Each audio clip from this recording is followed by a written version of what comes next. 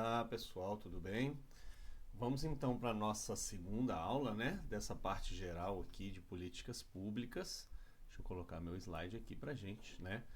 A gente vai falar de alguns temas que estão nesse edital. Um deles é monitoramento e avaliação de políticas públicas, que é uma temática que aparece também no eixo 2, tá bom? Mas aqui a gente vai olhar assim de uma forma um pouco mais panorâmica também, né? No eixo 2 a gente deu uma aprofundada, né? Então a gente tem um ciclo de políticas públicas, né? Primeiro um problema, entra no debate, entra na mídia, entra na, no, na questão social, né? Entra na agenda, se torna parte da agenda, entra dentro do mundo político, passa por negociações, todo o processo, desenham-se soluções, né? É, começam-se a pensar formas de implementar, implementam-se, né? E aí você tem um processo avaliativo, né? Que aí esse processo avaliativo, quando ele acontece durante a execução do programa, né, da política pública, ele é chamado de monitoramento, né? E ele no Brasil é bastante comum, né? Que você tem uma política pública, às vezes você tem uma política pública de longo prazo, não tem condições de você esperar ela terminar para você avaliar, né? Então você tem processos avaliativos o tempo inteiro, inclusive antes da política pública ser colocada em prática, né?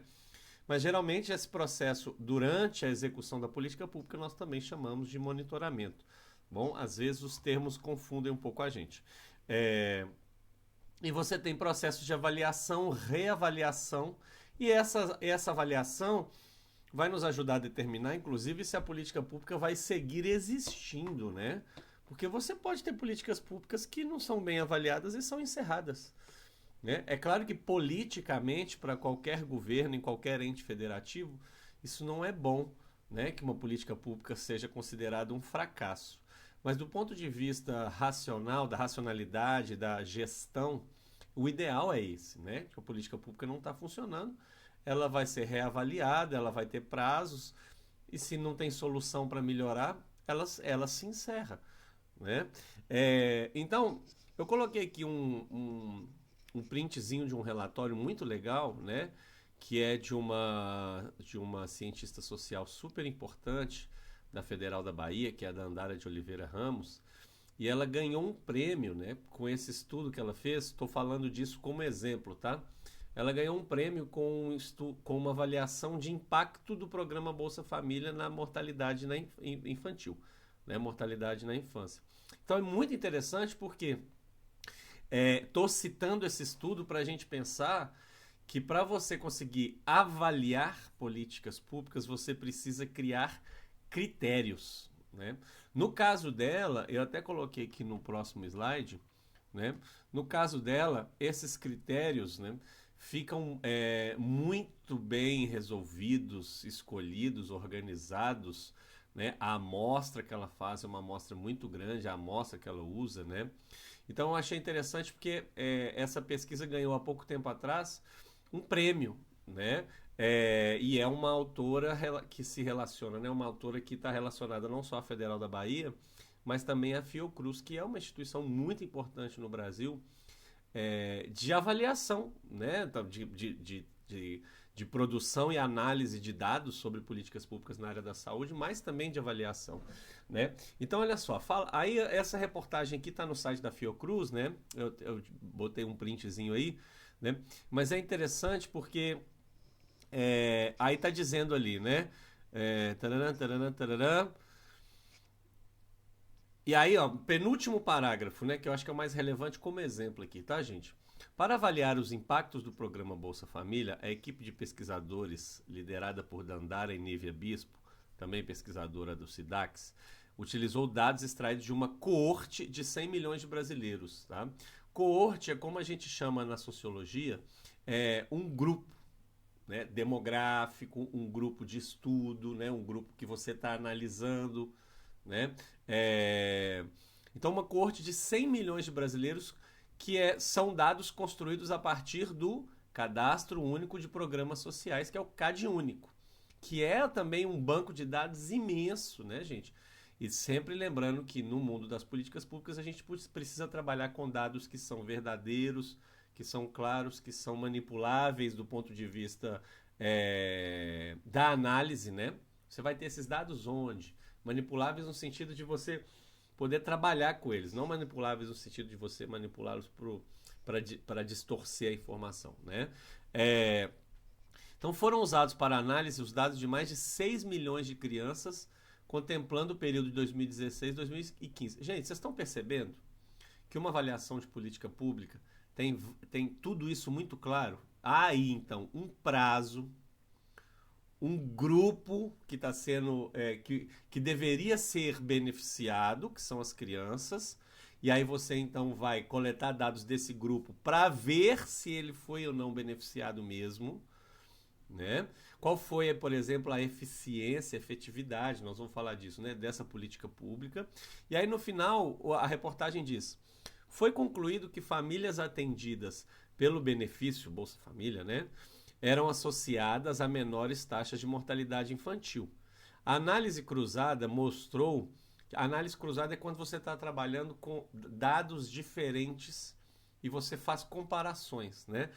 Aí não tá detalhando, mas você pode ter como análise cruzada, por exemplo, o fato de que a autora talvez estivesse comparando famílias que receberam benefício com famílias que não receberam benefício. Isso deixa mais claro, né, o impacto da política pública, né? A análise cruzada também mostrou que quanto melhores forem os índices de administração de um município, maior o efeito... E aí vocês se lembram, né, gente, que no caso do Bolsa Família, a gerência, né, a organização, né, desta política pública lá na ponta é realizada pelo município, né, através do seu departamento, né, do seu órgão de assistência social, né, do centro de assistência social.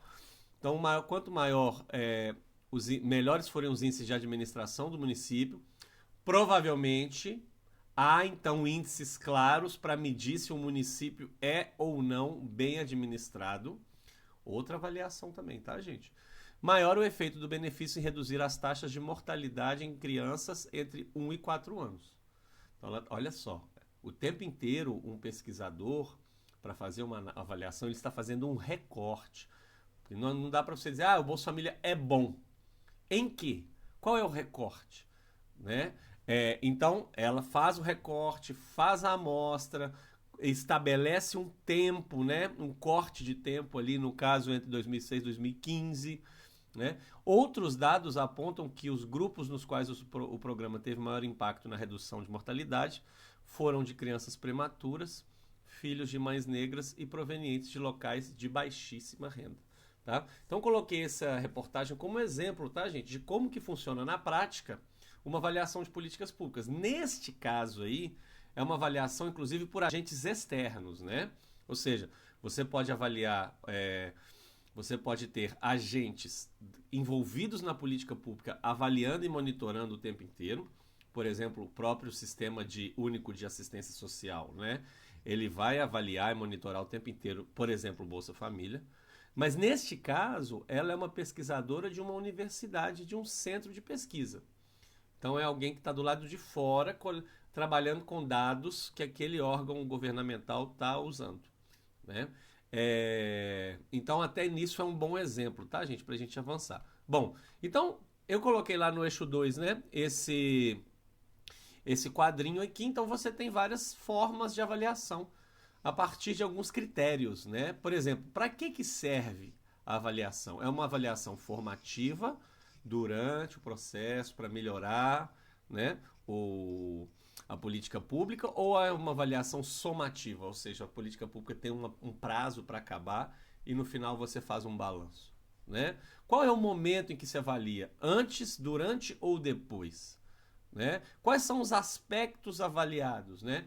As necessidades, o planejamento, a elaboração, seus objetivos e metas.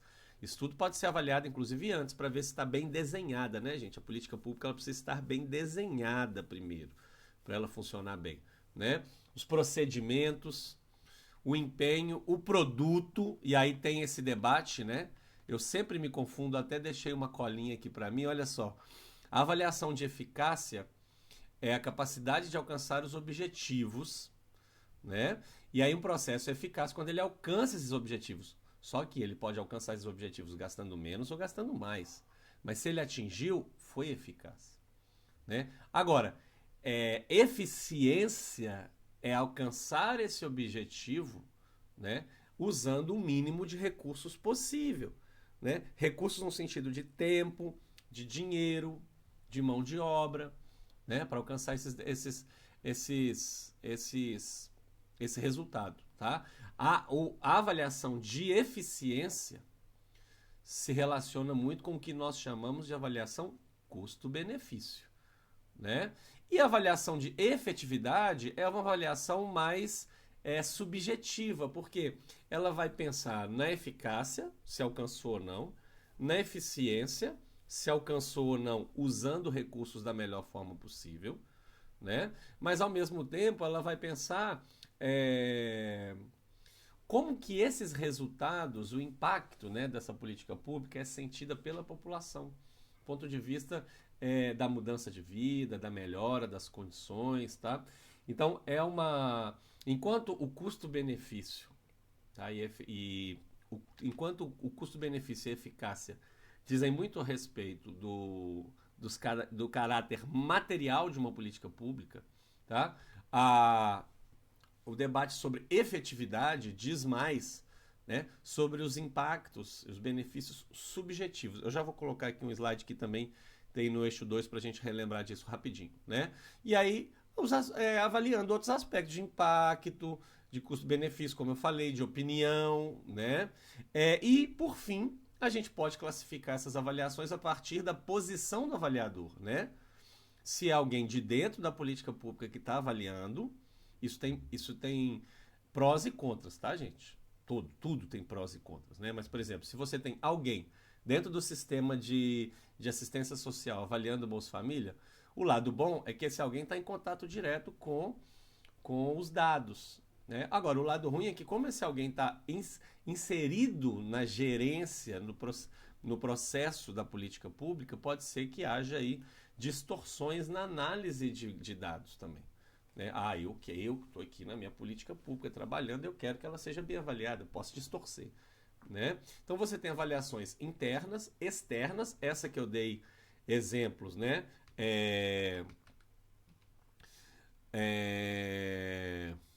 Da Dandara Ramos, é um tipo de avaliação externa, né? Autoavaliação, que aí você tem a equipe também fazendo avaliações internas, né? E dentro da própria equipe, geralmente, né? São processos mais comuns, mas também sujeitos a muitos erros, né, gente?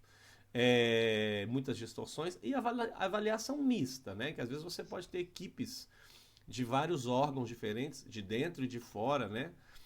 De quem está colocando a política pública em prática, avaliando. Esse slide também eu tinha colocado lá no eixo 2 para a gente, né? Então a gente tem, na minha opinião, as duas principais formas de avaliação dos resultados de uma política pública.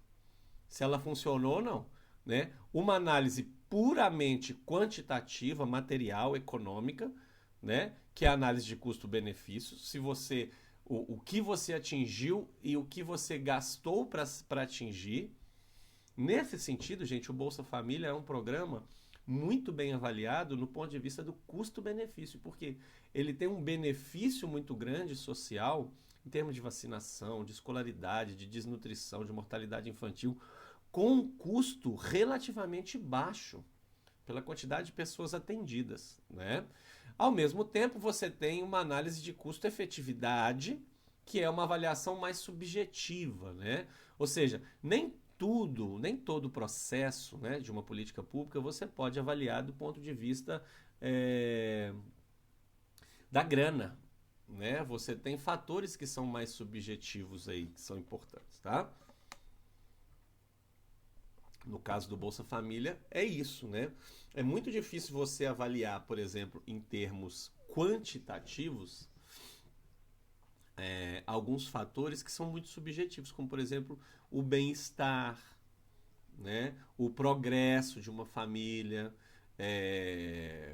enfim, né, vários outros fatores aí. Por exemplo, eu já comentei num outro curso, né, que o Bolsa Família teve como um dos impactos que não estavam esperados, né, um aumento da quantidade de divórcios, sobretudo na região Nordeste, né? Isso aí derivou, né, de um processo de aumento da autonomia financeira das mulheres e da saída delas com esse aumento da autonomia financeira, elas passaram a depender um pouco menos dos maridos, né? Financeiramente, elas saem de relacionamentos violentos, abusivos e tudo mais, né? Esse é muito difícil você avaliar isso do ponto de vista quantitativo, né? Mas você poderia colocar este fator dentro de uma análise mais qualitativa. Olha, esses divórcios representam uma melhora na qualidade de vida daquelas famílias, né? Então isso é um ponto importante aí para a gente pensar, né? São duas formas de você avaliar a política pública, tá? Uma forma mais quantitativa e uma forma mais qualitativa, né? As duas são inconciliáveis? Claro que não. As duas, pelo contrário, são complementares, né? São intercambiáveis. Você pode usar uma, pode usar outra para complementar essa análise, tá? Bom, então você tem avaliações de escala para medir o tamanho de uma política pública, né? O alcance dessa política. Coloquei aqui um exemplo de cobertura vacinal, por exemplo, né?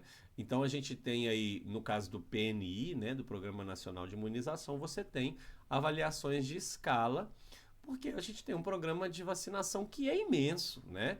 Meu rosto está tampando aqui, tá, gente? Mas eu vou disponibilizar aí no final os slides para quem quiser dar uma olhada com calma, tá? Então é importante para entender as implicações de uma política em vários níveis. Planejar em sua implementação de uma forma que é adequada, né? Por exemplo, no caso aí da cobertura vacinal, né? Então, eu achei interessante esse mapa porque você tem aqui um gráfico da cobertura vacinal no Brasil, com momentos de subida, momentos de queda, né? Aí de um geral de vacinas, tá, gente? Não é nenhuma vacina específica. E ali algumas cidades, né? Com taxas de imunização muito baixas, né? E aí eu fiquei achando interessante isso, porque isso diz respeito à escala também, né? Ou seja, a quantidade de vacinas que você está aplicando, você tem um planejamento de escala a partir da quantidade, por exemplo, de crianças num determinado município, num determinado estado, né? E nesses municípios que estão ali, né, essa política pública não está alcançando esses objetivos do ponto de vista de escala, né? Bom, e você tem... Bom, e também não está impactando positivamente a vida das pessoas, né? Então você tem também uma avaliação de impacto, né? Que se você planejou uma política pública, geralmente é essa a ideia inicial, né, gente? Se você planejou uma política pública para impactar positivamente na vida das pessoas, melhorar algum aspecto da vida das pessoas, afinal de contas essa é a função do Estado, né, num certo sentido, pelo menos no sentido em que a nossa Constituição pensou, né? Então a gente precisa, né, avaliar o impacto, né? Então, por exemplo, no caso do Bolsa Família, coloquei esses dados aí que eu achei interessante, né? Você tem impactos importantes, né?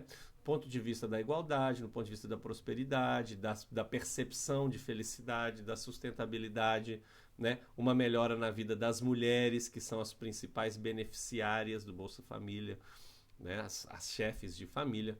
Então, você tem uma série de objetivos iniciais, né, de uma política pública, e você tem um cenário que seria o cenário na ausência da política pública.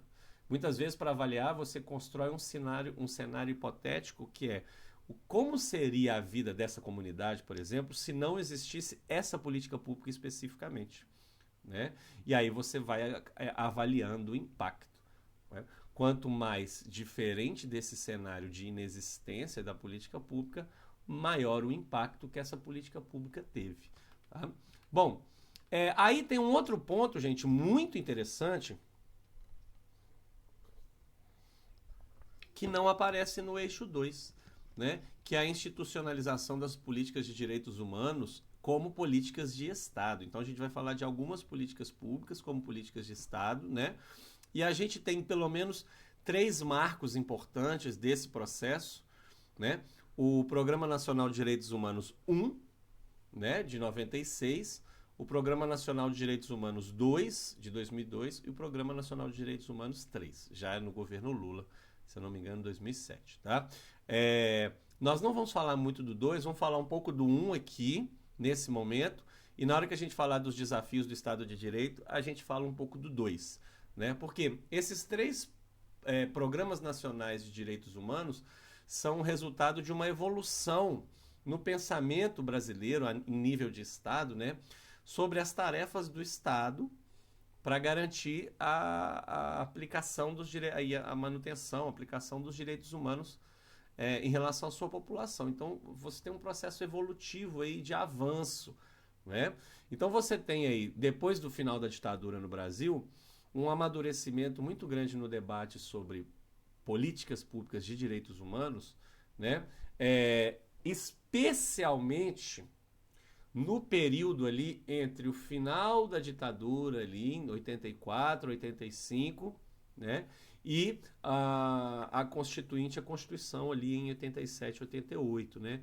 Nesse período, que é o período do governo Sarney, sobretudo, a gente tem a existência de um negócio muito interessante, né, que é o fato de que a gente tinha uma democracia bem capenga, inclusive o Sarney tinha sido um presidente eleito indiretamente, né, mas a gente tinha também o que se chamou na época de entulho autoritário. Por quê? Porque a gente ainda tinha uma Constituição da época da ditadura.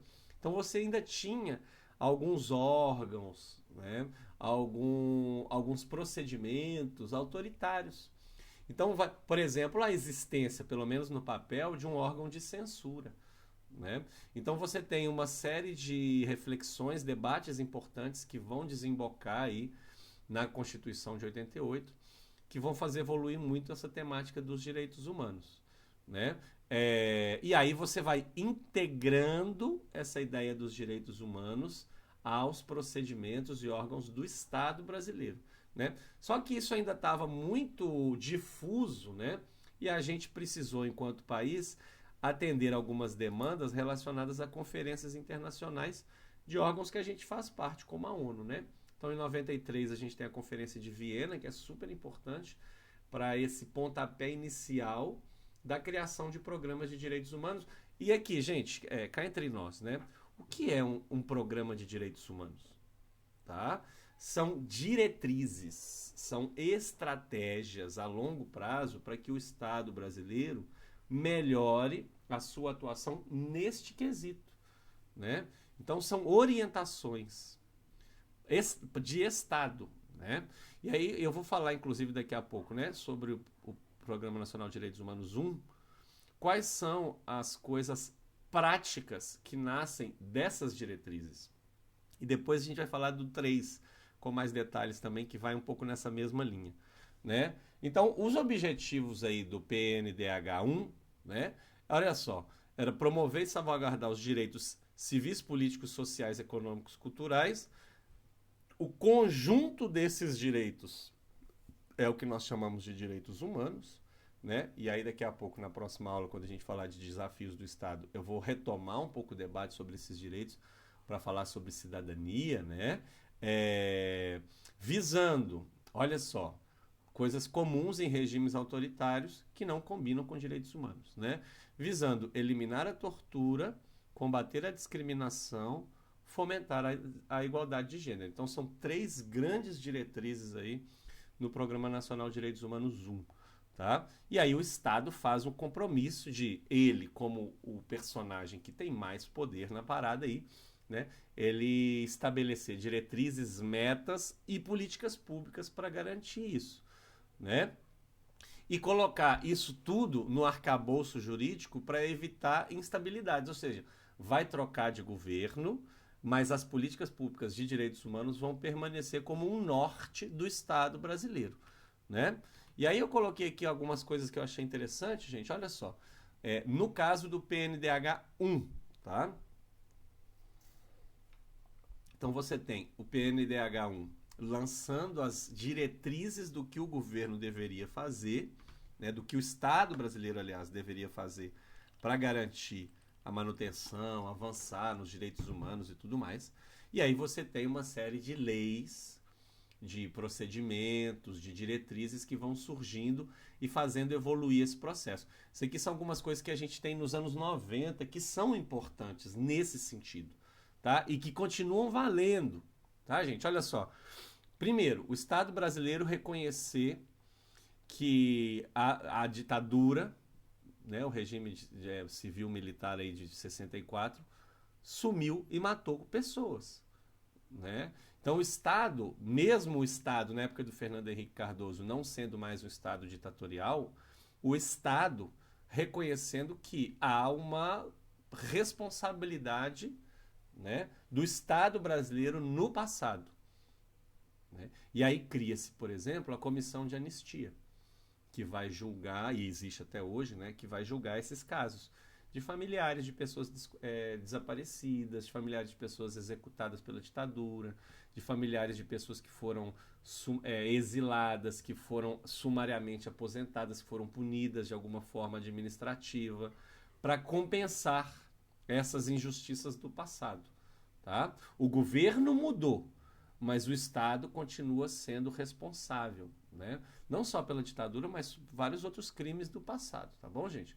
A própria política de cotas parte desse princípio teórico, de que o Estado brasileiro foi corresponsável pelo processo escravista no passado e tem parte de responsabilidade de compensação desse processo para uma população que ainda ainda colhe as consequências negativas desse processo, tá? Bom, um outro ponto muito interessante que deriva aí, né, do Programa Nacional de Direitos Humanos, né, é a transferência da justiça militar para a justiça comum de crimes dolosos, né, praticados por policiais militares. Então, você tem uma série de julgamentos famosos no Brasil, né, de crimes de execução, de massacres, etc., que antes desse novo arcabouço legal seriam julgados pela justiça militar que existe no Brasil, né?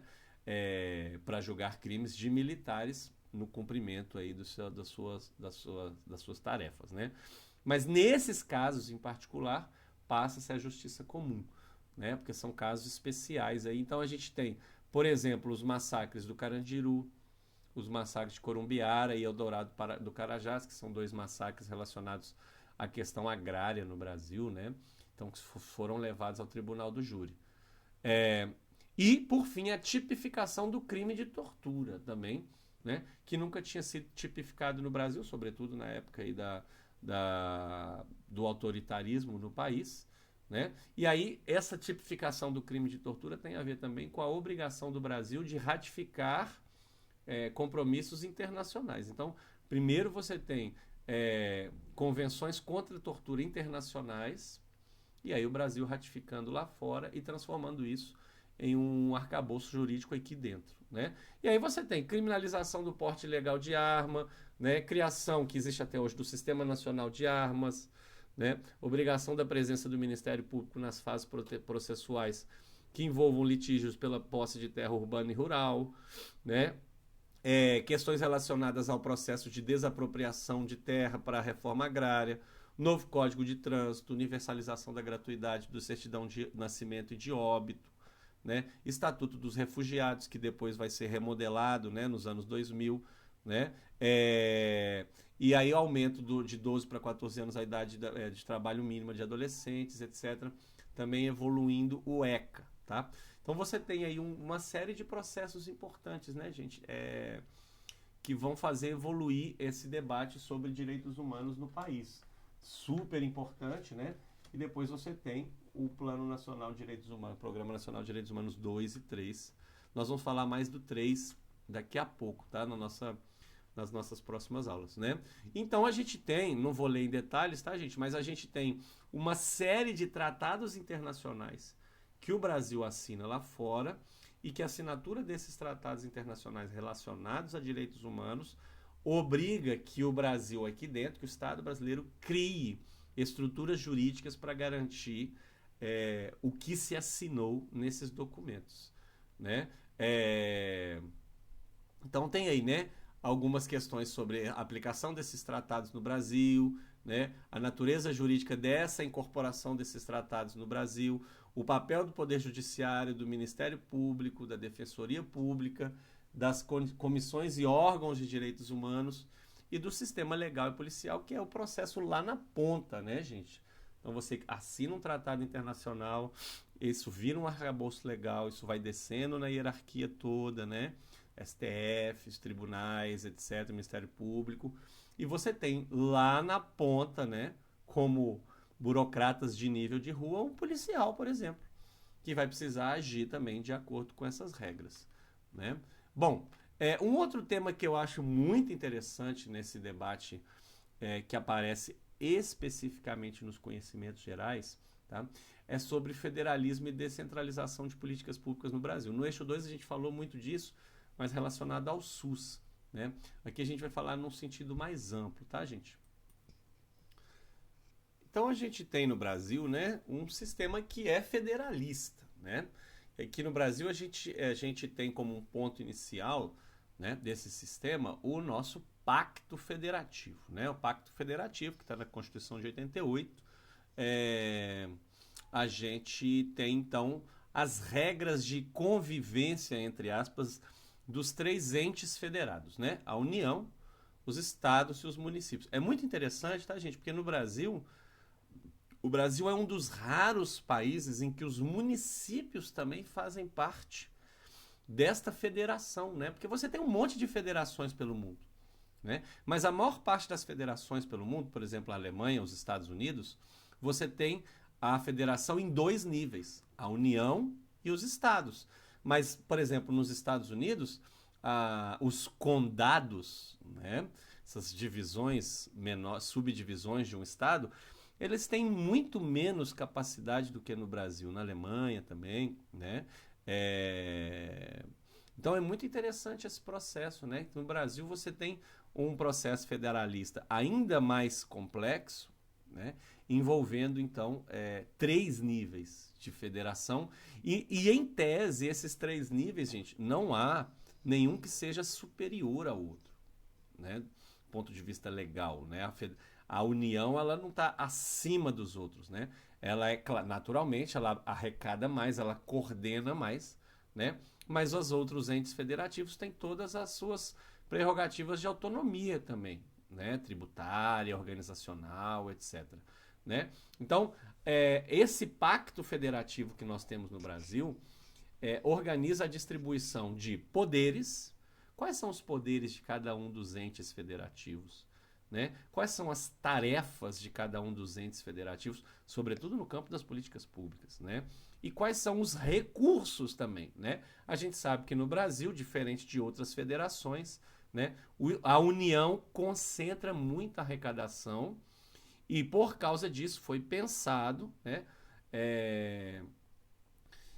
uma transferência obrigatória de recursos da União para estados e municípios, que também arrecadam, né? Mas arrecadam num nível menor do que o nível da União, né? Então a gente tem no Brasil, e a gente falou muito no caso do SUS, né, no eixo 2, a gente tem várias políticas públicas muito grandes, muito complexas e que são completamente descentralizadas, né? O SUS, né, que tem seus níveis aí de organização e de operação, né, em termos de União, Estado e municípios. Mas eu coloquei dois outros exemplos, né? O Sistema Único de Assistência Social, que também é descentralizado, e o próprio sistema educacional no Brasil, que também é descentralizado, e cada ente, né, federado tem suas tarefas, recursos e poderes dentro do processo da educação, né? Historicamente, no Brasil, a gente sempre teve uma disputa, desde que o Brasil é um país, né? A gente sempre teve uma disputa entre centralização e descentralização. Por exemplo, no Brasil Império, a gente tem períodos claramente centralizadores por parte da corte no Rio de Janeiro. Isso gera revoltas locais, né? Em Pernambuco, no Pará, no Rio Grande do Sul, por um excesso de centralização. E você tem outros períodos mais descentralizadores em que as províncias, na época as províncias, né? Não se chamava estado, as províncias ganham mais autonomia, né? Inclusive para abaixar essa temperatura dessas revoltas, né? No Brasil, república, a mesma coisa, né? Então, no que nós chamamos de República Velha, ali na República dos Coronéis, né, a gente tem um processo bastante descentralizado, né, com os estados tendo muita autonomia, muita importância, muito recurso, né, os governadores tendo muitas possibilidades de ação política, né, e depois, a partir do governo Vargas, a gente tem um processo mais de centralização do poder na mão da União, poder, recurso e tal. Vargas chega nesse auge ali no período do Estado Novo, em que ele efetivamente abole a federação no Brasil, né? Depois a gente tem outros processos mais ou menos descentralizadores, centralizadores, né? E a nossa Constituição de 88 é uma Constituição que caminha no sentido da descentralização, mas com algumas centralizações, como por exemplo na área de recursos e na área mais estratégica, né? No estabelecimento de estruturas, de diretrizes, né? Então a União ela tem um papel que é fundamental, né? E aí, quando você cria uma política pública e vai implementar, você tem aí determinantes importantes do ponto de vista do federalismo, né? Que são determinantes estruturais, ou seja, em qual estrutura, né, essa jurídica, legal, né, essa política pública vai acontecer, né? Estruturas institucionais, por quais instituições nos níveis federados essa política pública vai passar e vai existir. A gente pode pensar no SUS, pode pensar, enfim, né, no sistema de educação. E quais são os as determinantes relacionadas à ação política de cada ente federado. Ou seja, o que cada um pode fazer, né?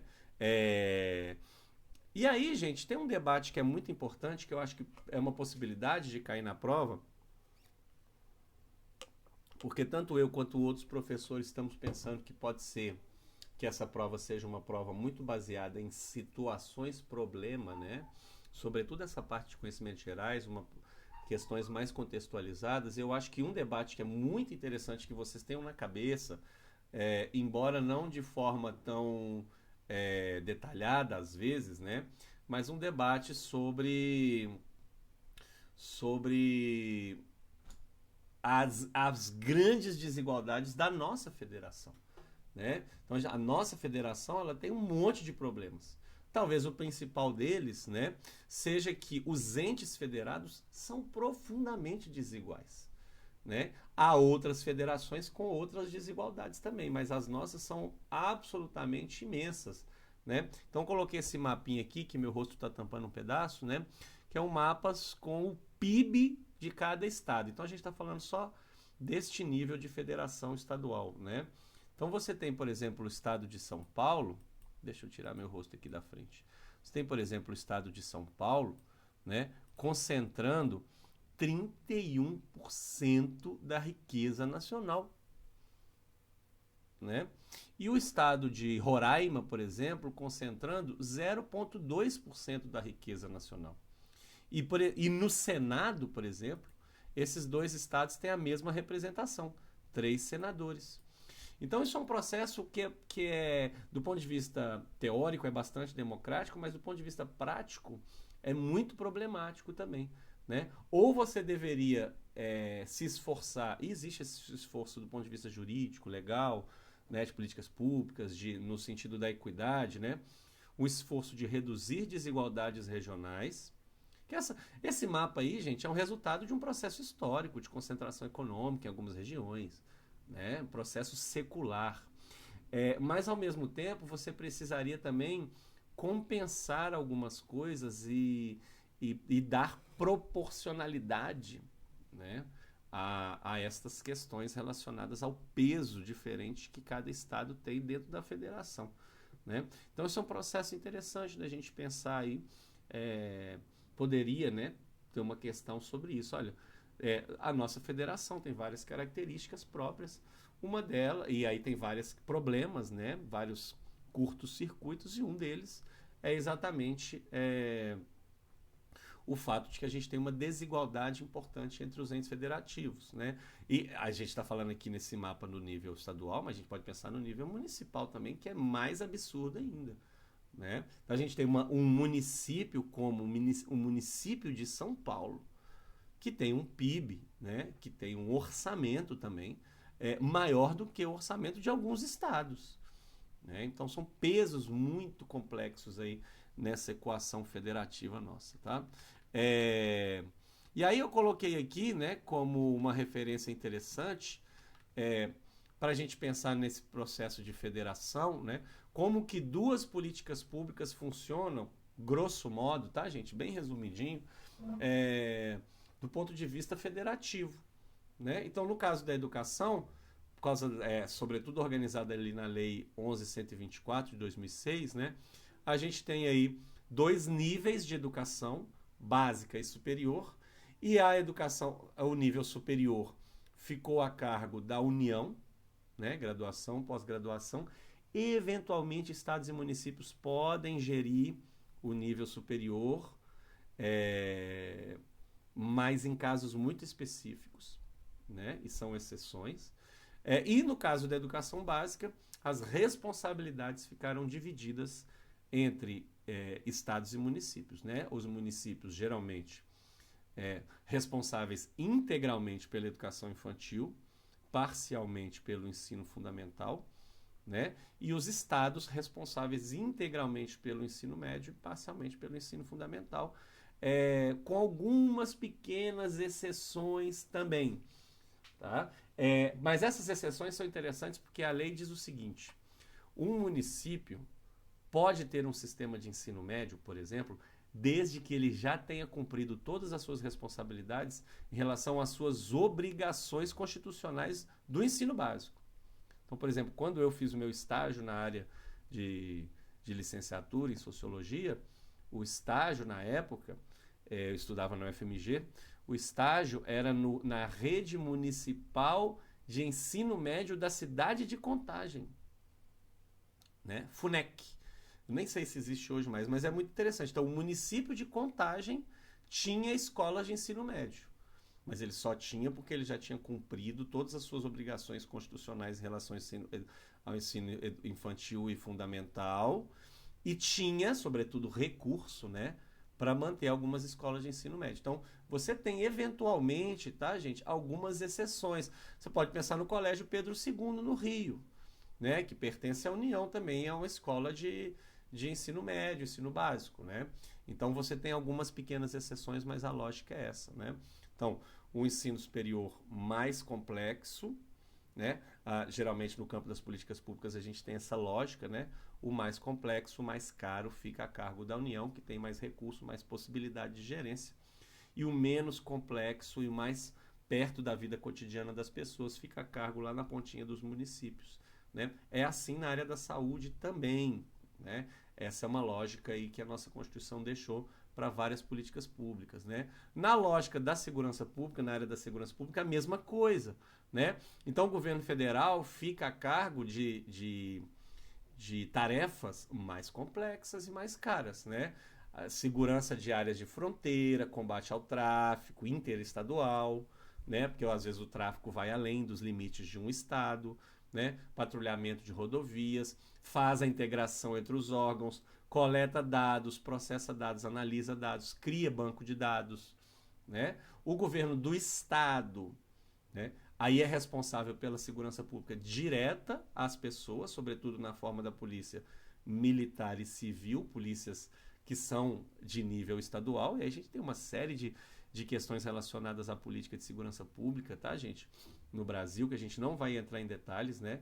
Mas uma delas é exatamente essa fragmentação de polícias, é uma crítica muito antiga, né? Ou você tem vários países que tem uma polícia nacional, né? E você tem, além dessa fragmentação territorial de polícias, você tem uma fragmentação nas tarefas das polícias, que também é algo que não existe em outros países. Então você tem uma polícia que existe antes do crime acontecer, que é a polícia militar, né? E uma polícia que existe depois do crime acontecer, grosso modo, tá, gente? Que é a polícia civil, né? Então você tem várias fragmentações, vários problemas aí também no desenho, né, dessa política pública. E as prefeituras, que ficam com uma tarefa de menor complexidade também, né, que criam suas guardas municipais, que basicamente são guardas patrimoniais também, né? E gerem também sistemas de prevenção à violência, né? Como iluminação pública, câmeras de segurança, etc, etc, etc. Mas você tem, então, idealmente, a necessidade de uma integração desses três entes federados aí, tá? Bom, aqui nós terminamos, então, a nossa segunda aula, né? Breve panorama sobre algumas questões das políticas públicas e passamos agora na próxima aos desafios do Estado, tá bom?